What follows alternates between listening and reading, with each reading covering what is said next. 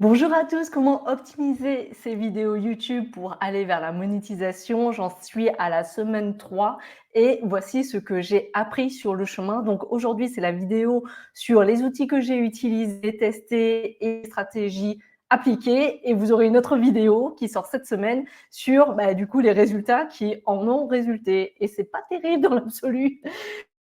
Donc les 2 premières semaines, ça s'était super bien passé. J'étais très contente. Il y avait des vues, des impressions de fou furieux à 26 000 avec des vues sur des shots à 400. Et cette semaine, alors du coup, je suis partie sur une optimisation. Donc les outils que j'ai utilisés pour l'édition, j'ai utilisé CapCut et franchement, j'aime beaucoup. Donc je continue dessus. J'ai également essayé d'utiliser DaVinci Resolve pour avoir un espèce de monter en fait sur ce qu'on appelle les color grading pour avoir des espèces de belles couleurs à la Wes Anderson. Donc là, j'ai un vrai problème de stockage sur mon ordinateur, donc j'ai même pas réussi à installer DaVinci. Donc ce sera pour la semaine prochaine. Je regarde sur le parce que j'ai mon petit script. Et ensuite, un des outils principaux, c'est mon téléphone, sur lequel le téléphone ou l'ordinateur.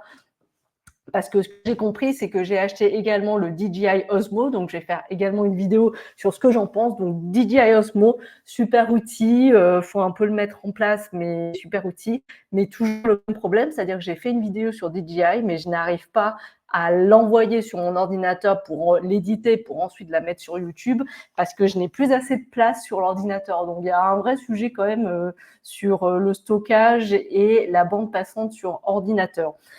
Et donc j'ai utilisé également Canva pour l'édition des miniatures et également BIDLQ qui est un outil d'optimisation.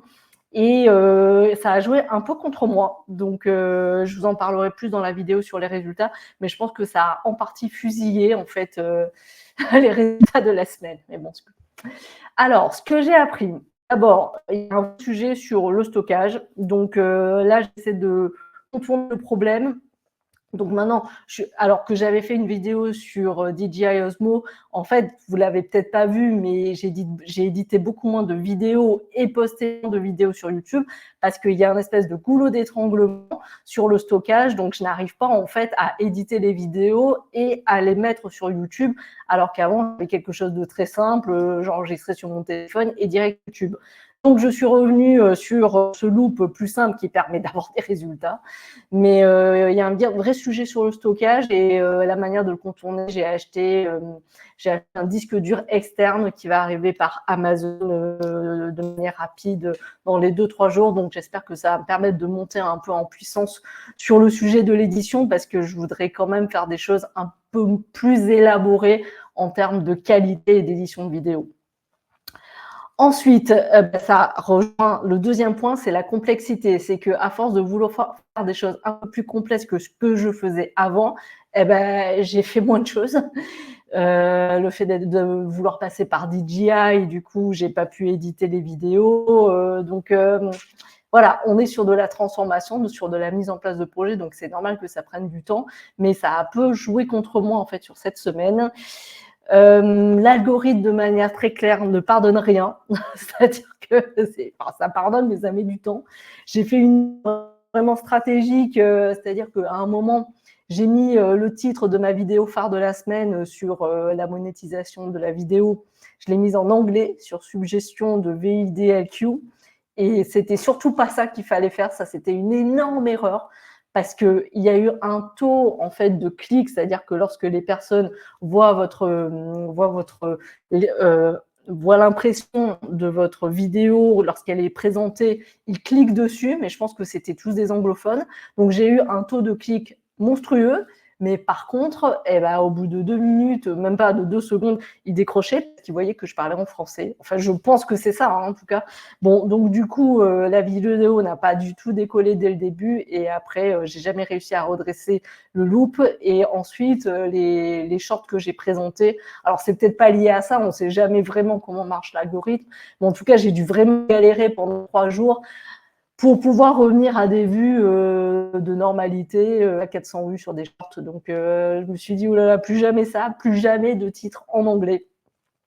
Donc voilà, les résultats globaux, étant en fait, en fait, lorsque je l'ai vécu, c'était difficile. C'est-à-dire que tous les jours, enfin, parce qu'au début, on regarde YouTube Studio, l'application YouTube qui vous permet de suivre les indicateurs en fait de vues, de subscription à votre chaîne. En fait, au début, moi, j'étais un peu droguée à ça, donc je regardais à peu près tous les quarts d'heure, si ce n'est moins, lorsqu'une vidéo était lancée, et ça me faisait vraiment mal au cœur de voir à quel point il y avait des shorts qui décollaient pas. J'ai eu même un short à 0, ce qui m'était toujours une première fois, mais alors que mes premiers, alors que j'avais aucun espoir, étaient à 400.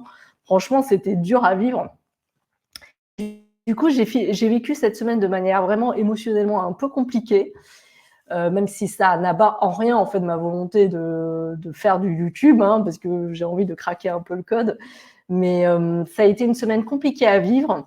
Et lorsque j'ai vu les résultats, en fait, je me suis dit qu'ils étaient plutôt bons. En fait, une fois qu'on les voit, je me suis dit, mais finalement, c'était plutôt bon. Pourquoi tu le. Enfin, c'est pas aussi bon que les 2 premières semaines, mais c'est quand même pas mal. Donc j'ai quand même eu un certain détachement par rapport aux résultats YouTube. Donc ça, je pense que c'est très bien. De manière globale, c'est tout mieux de faire du mieux possible pour lancer un projet, mais d'être détaché du résultat, parce qu'une fois qu'on l'a fait, bah, ça dépend plus de nous. Donc, et on ne peut que s'améliorer. C'est bien, on peut faire plein de vidéos, donc on peut toujours, il y a toujours de nouvelles occasions de s'améliorer. Donc voilà ce que j'ai appris de cette semaine. Vraiment, arrêter de complexifier ou avoir des backups et apprendre à apprendre. C'est-à-dire que autant le démarrage a été tonitruant, c'est-à-dire que j'ai été très très étonnée de manière positive des premiers résultats des 2 premières semaines, autant la 3e semaine a beaucoup moins marché, et c'est comme ça, et c'est pas grave. Donc voilà, bah écoutez, je vous donne rendez-vous dans la prochaine vidéo où je vous donne vraiment les chiffres en détail, le mix des vidéos que j'ai sorties et les résultats que j'en ai eus. Merci pour votre attention, je vous dis à très vite dans la prochaine vidéo qui sort cette semaine. Ciao, ciao. Et si c'est déjà sorti, je vous la mets en lien ici. Voilà, à très vite.